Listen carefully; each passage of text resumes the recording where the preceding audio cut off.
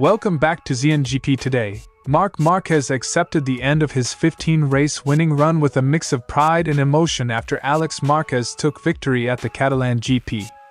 Speaking after the race, and responding to the paddock chatter including remarks from Pol Espargaró, Marc framed the weekend as a family moment, while also explaining his late race struggles and praising his brother's progress.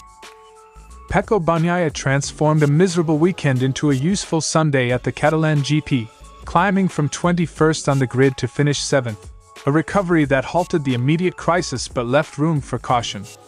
Ducati made small but targeted changes and Bagnaia rode a controlled recovery, yet the underlying pace gap to the front remains evident. Jorge Lorenzo broke down the decisive moments from Sunday's Catalan GP for DAZN, praising Álex Márquez's racecraft and tire management, while analyzing why Marc Márquez's late bid to retake the lead fell short. Lorenzo highlighted braking technique, risk control and the younger Márquez's newfound consistency as key to the result that ended Marc's 15-race win streak. Ducati course general manager Gigi Dall'Igna struck a careful tone after Barcelona, delighted by Ducati's 6th consecutive constructors' title and Marc Márquez's form, yet openly concerned about Pecco Bagnaia's ongoing loss of feeling on the GP25. Speaking to GP1, Dall'Igna stressed belief in Bagnaia and underlined that the problem is as much human as it is technical. Don't forget to click subscribe button and the bell icon for MotoGP news update.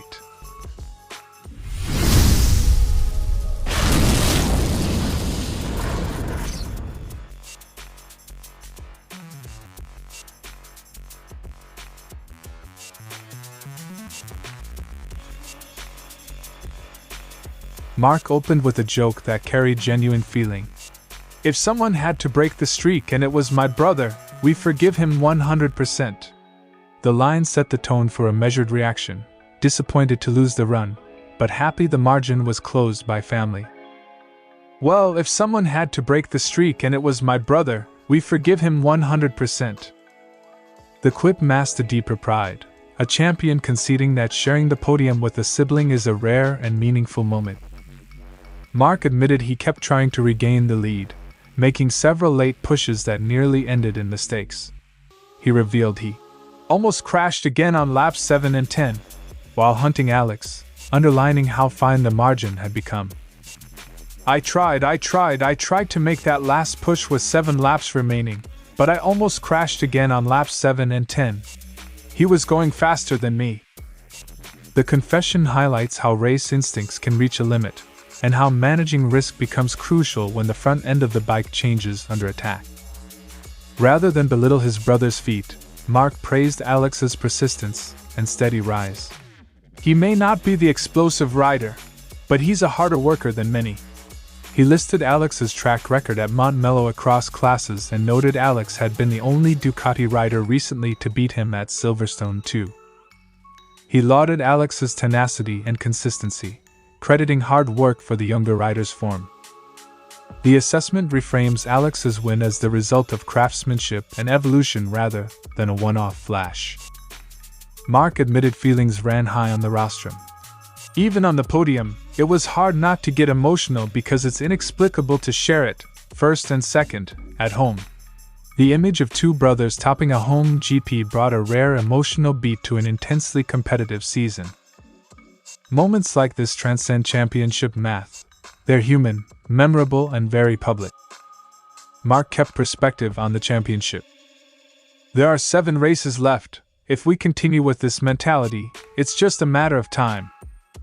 He also tossed a light-hearted anecdote.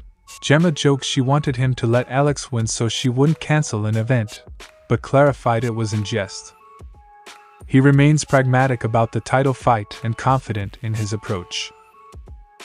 Despite the streak ending, Marc's focus on consistency and mindset signals he intends to finish the season on his own terms.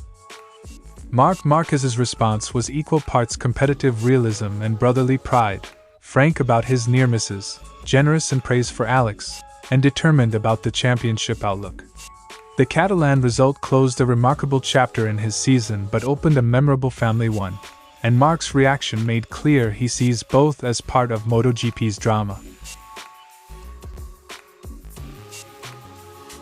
Ducati fitted Bagnaia with a different swing arm for the race, reportedly the version Marc Márquez and Fabio Di Giannantonio have been using, and the change immediately paid dividends in front-end grip and stability under braking. Team technical boss Gigi Dall'Igna confirmed the part swap after the weekend. A single hardware change that improves confidence at turn-in can be worth tenths of a second per lap in aggregate, and for Bagnaia it translated into a tangible lift in feel. Bagnaia credited both the different swing arm and a larger fuel tank for giving him slightly more traction and allowing him to ride closer to his preferred style during the full-fuel Grand Prix. He said that little bit of extra grip restored some confidence to push into corners. Race fuel and small geometry or mass distribution changes can alter front-end behavior across a race distance, an often understated factor when a rider's feeling returns only under full tanks. Bagnaia's recovery was as much racecraft as hardware. From P21 he capitalized on early laps in traffic, moving to 12th on lap 1 before continuing his charge through the order. He admitted that starting higher would likely have unlocked a top 5 result, but his track moves and patient aggression were decisive. When pace is imperfect, intelligent overtaking and tire management create the best chance to salvage a weekend. Bagnaia executed both in Barcelona. Objective lap-by-lap analysis shows the improvement was modest. In the sprint, Bagnaia averaged roughly 1.41 s slower than the very fastest runs and about 0.61 s per lap adrift of Álex Márquez in the race, closer in the Grand Prix, but still a clear deficit to the winner. That underlines why Bagnaia and the team caution against reading Barcelona as a full fix. Small gains are encouraging, but championship recoveries require repeatable parity, not a one-off patch. Both Bagnaia and Ducati staff warned against over-optimism.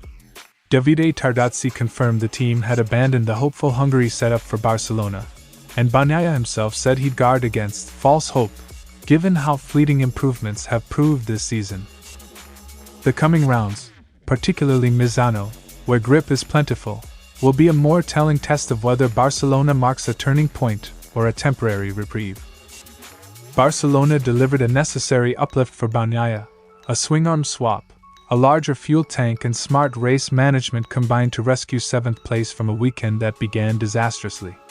Still, pace charts and team warnings make clear this was a small step, not a cure. Ducati must now turn the tweak into repeatable gains if Pecco is to rejoin consistent title contention. Lorenzo singled out the overtake that decided the race. Álex is very late, hard, inside braking into the chicane. That committed maneuver gave Álex the positional advantage needed to secure first place. Álex braked very late, very hard and on the inside. That helped him fight for the lead. In wheel-to-wheel battles, the braking point and line choice matter as much as top speed. Álex's courage at the limit paid off where fractions count. Lorenzo was struck by Marc's approach to the counterattack. Rather than launching a desperate, overcommitted response, Marc rode a more conservative line through the chicane.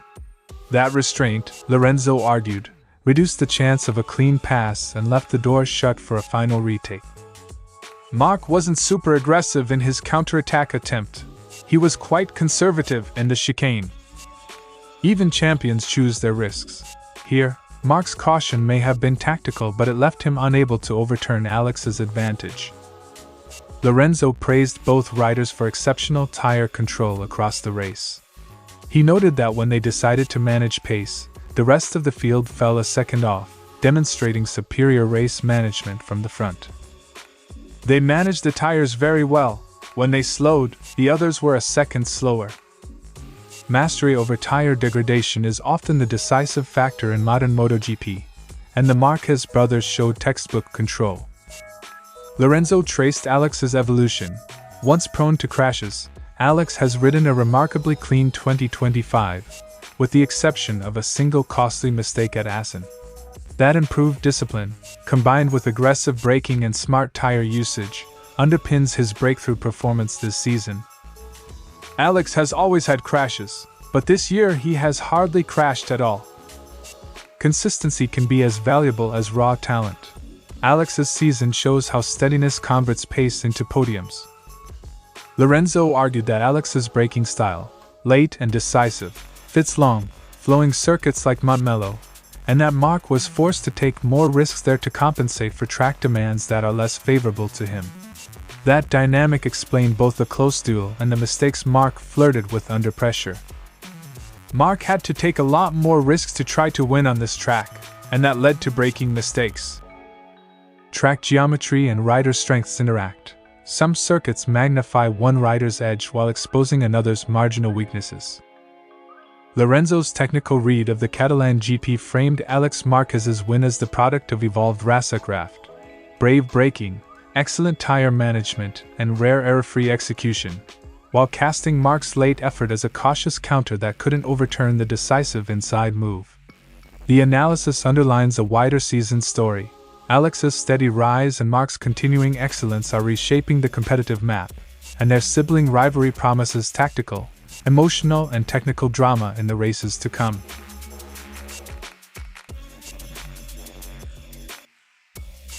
Dall'Igna began by praising Marquez's season while immediately qualifying that success with unease over Bagnaia's situation. Winning the constructor's crown was satisfying, he said, but watching a rider of Bagnaia's caliber struggle doesn't make me happy. I'm happy with what Marquez is doing, but seeing Pecco suffer so much is worrying. The dual message, public pride paired with private urgency, sets the tone for a team balancing celebration with problem solving. Dall'Igna rejected a purely mechanical diagnosis, reminding listeners that all things related to people are never exclusively technical. Confidence, adaptation, and rider-specific windows are central to extracting performance from the GP25. We believe in Pecco and he believes in us. Sometimes it's about people more than parts. This shifts the remedy away from one-off parts swaps towards psychological support, setup translation, and repeatability. Dall'Igna described the GP25 not as a wholesale evolution but a recombination of GP24 components with modest changes. Reliability-minded engine tweaks rather than dramatic performance leaps. The subtleties, he warned, can still have large rider-dependent effects. The differences from the GP24 are very small. They're more about reliability than outright power. When changes are incremental, rider confidence and setup tuning become disproportionately important in finding a usable window. Dall'Igna praised Marquez's adaptation. Minor setup changes at Aragon improved his confidence, and applauded Álex Márquez's surge this year. He framed the Ducati rider pool as diverse in strengths and stressed that part of the solution is matching those strengths to the package. Marc found confidence with small setup tweaks. Álex has made a huge step forward this season. The contrast inside the garage underlines why identical machinery can produce very different outcomes depending on the individual. Dall'Igna closed with an emphatic commitment. Ducati will back Bagnaia and try, with all my strength, to restore his feeling and results. He reminded the paddock of Bagnaia's importance to Ducati's recent success and his status among the factory's elite riders. Pecco helped us regain the title. He's vital for Ducati and will help him come back.